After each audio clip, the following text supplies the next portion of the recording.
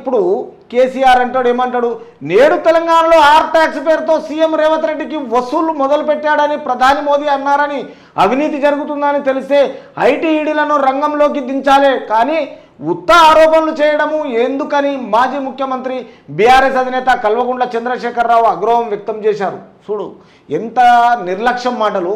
ఇక్కడ ఏమంటున్నాడు, కొత్తగూడెం రోడ్ షోలో బీఆర్ఎస్ అధినేత కేసీఆర్ ఉత్త ఆరోపణలు చేయడము ఈ చోటబాయి బడబాయి అని ఇక్కడ కలుపుతున్నాడు, అక్కడ మాట్లాడుతున్నాడు.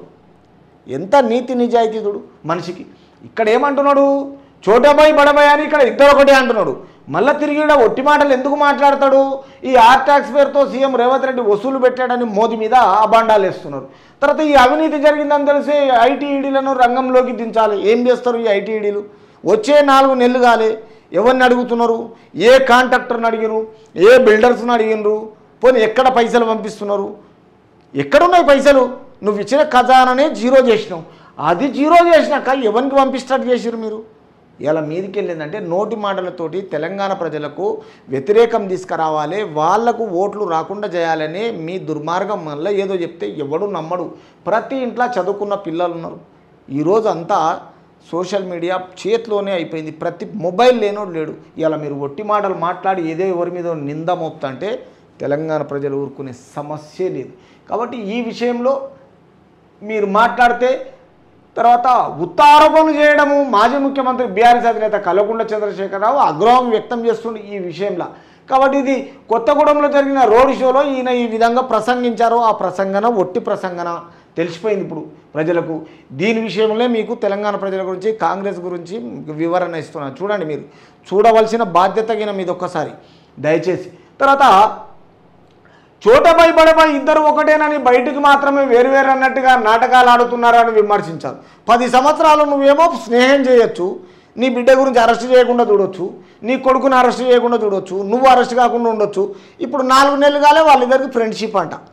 నువ్వేమో అదే ప్రైమ్ మినిస్టర్కి వస్తే ప్రోటోకాల్ మెయింటైన్ చేయవు, కలవవు. కలిసినోని రాష్ట్ర ప్రజల గౌరవాన్ని తీసుకుపోయి తాకట్టు పెడదాము, వాళ్ళు ఇద్దరు ఒకటే అని మళ్ళీ మీదికి వెళ్ళి మాటలు ఈ ప్రసంగాన్ని.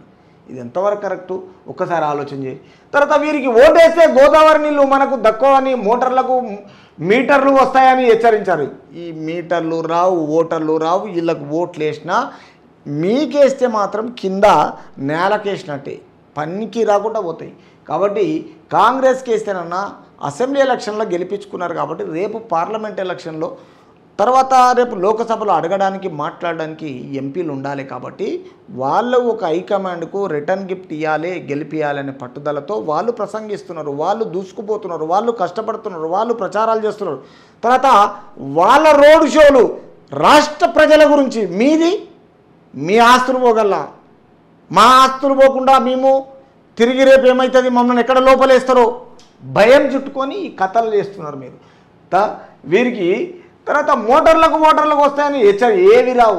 ఈ 2 పార్టీలకు ఓటేస్తే గోదావరిలో పడేసినట్టే వ్యాఖ్యానించారు. తెలంగాణకు పెద్ద దిక్కుగా ఉన్న గోదావరి నీటిని తమిళనాడుకు తరలించుకుపోయేందుకు ప్రధాని నరేంద్ర మోదీ కుట్రలు చేస్తున్నారని కేసీఆర్ ఆరోపించారు. అన్ని వయసుకు మించిన మాటలే.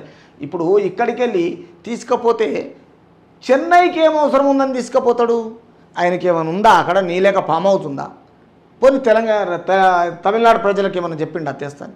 సిగ్గులే కూడా అన్నీ అడ్డమైన మాటలు మాట్లాడతారు. నరేంద్ర మోదీని బదలాం చేస్తారు, వాళ్ళకి తాకులాటలు పెడతారు. అంటే వాళ్ళిద్దరికి తాకులాటలు పెడితే ఓట్లు నాకు వస్తాయి, రేపు కొన్ని సీట్లు వస్తే మళ్ళీ నేను రాయబారం చేయొచ్చు. మళ్ళా ఇది సమర్థించుకోనికి తెలంగాణ ప్రజలు మోసం చేయడానికి చీటింగ్ ఇది కదా, అర్థమైపోతుంది చాలా ఈజీగా.